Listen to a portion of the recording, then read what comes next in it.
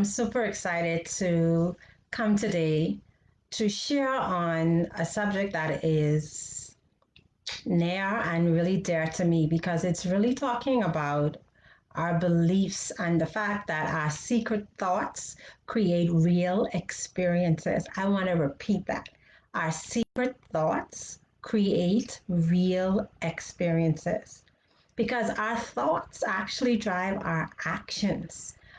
We think a thing, and depending on whether we believe that thing or not, we take action. And so, whatever we think is what we are attracting. Whatever we think is what we will make reality. If we believe that we are worthy of a thing, then we will go after that thing. If we believe that we're not deserving, then we will begin to create experiences to reinforce that exact thing. I remember when this happened to me when I was much younger, and it happened to me in the form of love relationships. I struggled a lot with my self esteem, believe it or not. It was really in the dumps. I did not believe that I was valuable. I didn't believe I was beautiful. I did not believe that I was deserving of love and of the type of love that was nurturing and supportive.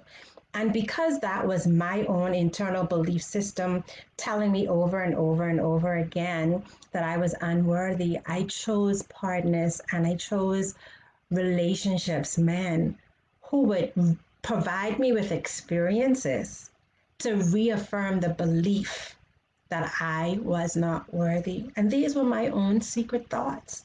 I didn't express these thoughts to anyone else. I just had this dialogue in my head about the fact that I was not worthy. And so I created experiences to affirm that. Our thoughts drive our actions. And our thoughts stem from our beliefs. Our beliefs are framed by our perception of life. The second thing I want to share with you today is that our experiences feed our beliefs. So, whatever is going on in our lives, whatever is happening to and with us, those experiences help to frame our perception, and that perception is then a part of our belief system. And so life happens, and depending on whether we are self confident, whether we have good self esteem, whether we understand hills and valleys, our perception will take us positively or negatively. Again, going back to this one thought that our actions will be determined by what we think, and that whatever we think, we will create experiences from there. Whatever we think, we believe. Which is why when we go, I don't know if you've ever been in a therapy session, but when we go to therapy or we have a counselor or we have someone that's helping us with through life coaching or support, they ask us a lot of questions because whatever we think, we are going to believe it. If they tell it to us, we may doubt it, but if we generate that thought ourselves, we are more than likely going to believe what we think. Hey, patience, thank you so much for being here. It's great to be here. And so, whatever we think, we believe, and our thoughts are actually driving our actions. What we need is just mustard seed faith. Mustard seed faith. And a mustard seed is but the size of a speck of dust. If we just have just a little belief in ourselves. As a matter of fact, I want to share with you something that I read to myself consistently. And I share to myself, I stand in the mirror, and there are two scriptures that I constantly remind myself of. One scripture is that if you decree and declare a thing, it shall be established for you. You have to decree that thing that you want. And then, secondly, whatever you ask for in prayer, believe you have received it and it will be yours. So, whenever you pray and you ask for something, that prayer has to be accompanied by a belief that you can receive the very thing that you are praying for. So, I want to share with you four things very quickly this morning that can help you change your beliefs. The first thing is we just have to keep it real. You have to stop lying to yourself. Secrets are dangerous because they fester inside of us. And so the first thing that we have to do is we have to stop lying to ourselves about what we truly believe. We have to face ourselves. We have to look at what our beliefs are and determine why we have the beliefs that we do. The second thing that we have to do is we have to release those self imposed limitations. Because as you look at yourself and you realize that you've been lying to yourself about your abilities, you've been lying to yourself about what you really want to do in life, you've been lying to yourself about the dream that's sitting in your chest, you've been dishonest with yourself about the relationship that you're in or the friendships that you have, then you're going to be able to determine that you've had some self limiting beliefs, that you thought that that was all you deserved, that you had to stay on the job that was sucking the life out of you, that you had to stay attached to a relationship that was draining you like a vampire, that you had to stay attached to toxic friendships that weren't taking you in the direction of your dreams, that you really have what it takes to acknowledge that dream, whatever that dream is, whoever you want to be, and to take action on it. But you have to realize your own limitations and then release them. The third thing I want to share with you today as it relates to changing your beliefs is that you have to believe in yourself enough to go after the thing that you want. I'll be the first to tell you that failure happens.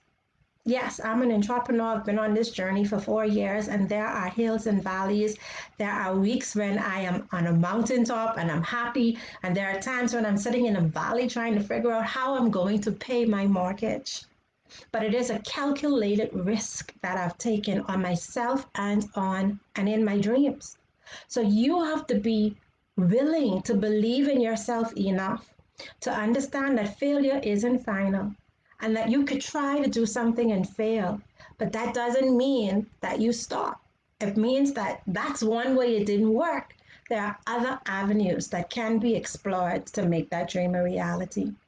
For the person out there that wants to go on the entrepreneur journey and sitting on a job, I want to encourage you to begin building that now while you are employed. Begin building the foundation of your business. Begin exposing your business. Begin getting your clients and building your business brand. Those things can happen while you're still working so that when you step into your dream, you're stepping on a firm foundation. I want to encourage you to believe in yourself enough to sacrifice the non essential things, the hair, the makeup, the nails, eating out all the time, and deposit that money somewhere so that when you're ready to take that leap, that jump, you're ready with a nest egg and a foundation that you've already built. That's my free tip for you today. And the fourth thing I want to encourage you to do is to stop people pleasing. If you do nothing else as a result of this live today, I want to encourage you to walk away and to really think about what you truly want in life. Many times we are living the life that our parents want for us. We're living a life that society has dictated we must have. We're living by rules that have been created by other people to stifle our creativity. We have to stop people pleasing and be courageous enough to stand in our power and to do the thing that we really want to do to make ourselves happy. It's time to stop depleting ourselves, giving of ourselves time and time again to people, to community resources, to churches, to businesses that we really get no joy out of. Yes, I agree and believe in sacrificial giving, but I believe that sacrifice should come from a place of overflow, that you've taken care of you, that you're living your life on your terms, that your dreams are important to you, you're working on them, and while you're doing that, you're giving of yourself. Please yourself first. It's not selfish. We've been taught that it's selfish to take care of ourselves and to please ourselves. And if we shift into that, we feel a sense of guilt. And I want to encourage you to drop that guilt. I want to encourage you to embrace a journey where you put yourself first, you please yourself. Because when you are happy, you're able to make other people around you happier as well. So I hope these tips really help you today. And I want to remind you that our secret thoughts create real experiences. Pay attention to your thoughts. If you got some value out today's video, I'd love to read your comments. Please drop a line or two below and let's dialogue so that I don't just create dialogue with you, but we have more of an interactive relationship with each other. I look forward to reading your comments. Take care, guys, and have a great day. Remember, I'm your sister and I'm rooting for you. Bye.